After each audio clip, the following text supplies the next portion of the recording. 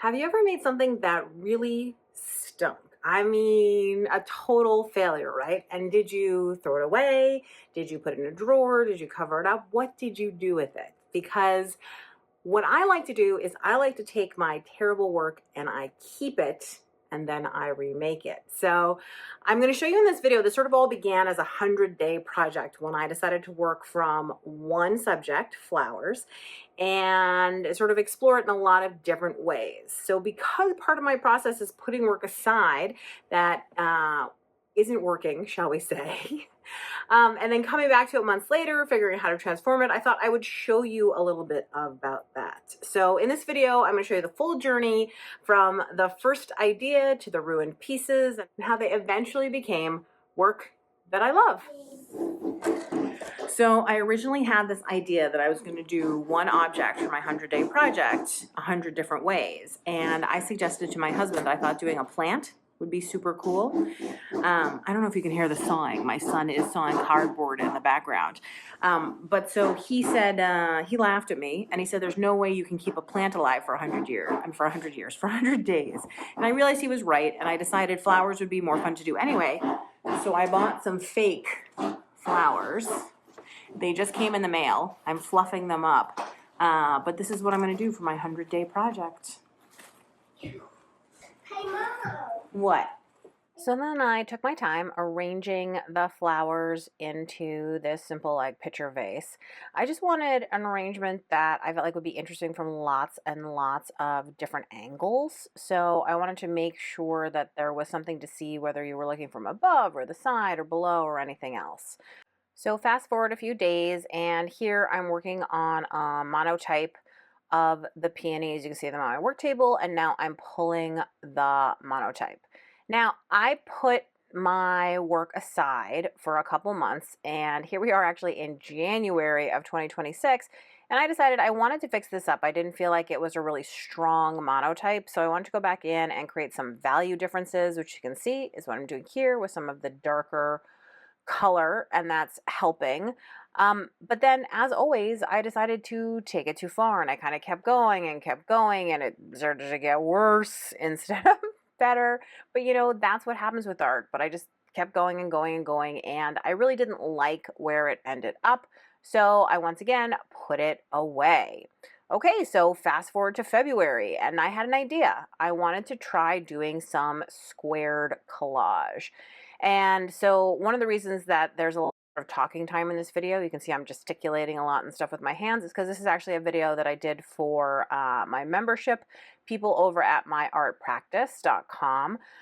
But I ended up really liking how this transformed this piece. It was not something I could have conceived of when I first created it in February of 2025, but I absolutely loved it in February of 2026. So, you know, time is a big part of the art that I make. I mean, I need time to develop, to think, to change. So that brings me to these peony paintings that, again, were part of this 100-day project. You can see the peonies sort of on the bottom right of the frame. And day after day, I worked on this large series of work. And again, you can see me talking to the camera because I am teaching for my students over at myartpractice.com. But I worked in lots of layers doing all the mixed media stuff I love, from painting to drawing, you know, working in different values. This is actually a very, very dark blue. I think it reads as black for some reason in the final, which I find a little bit disappointing, but it is in fact a very dark blue. I think it's a Payne's gray. You know, and adding layers of all kinds, adding paint. Some of my favorite drawing tools that I like to use are crayons, oil pastels, China markers, lots of stuff that layer really well with acrylic paint. I also added in some collage because I am, after all, a mixed media artist. I couldn't help myself. So I added in bits of cut paper collage, lots of places. I also ended up adding some stenciling because I am a stencil addict. I'm a stencil designer, and one of the reasons that I design stencils is because I love to use them.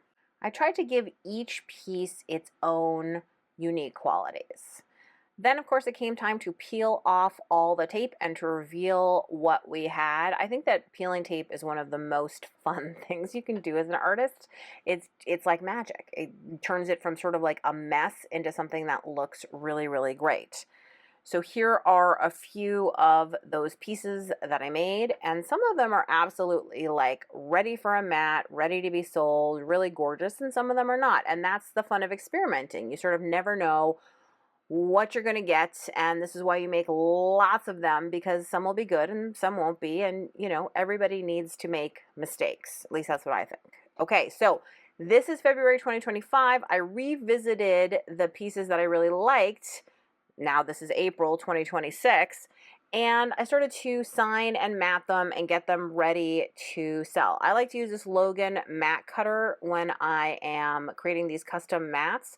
I find it's really easy to use, and then I was just bagging and putting everything away.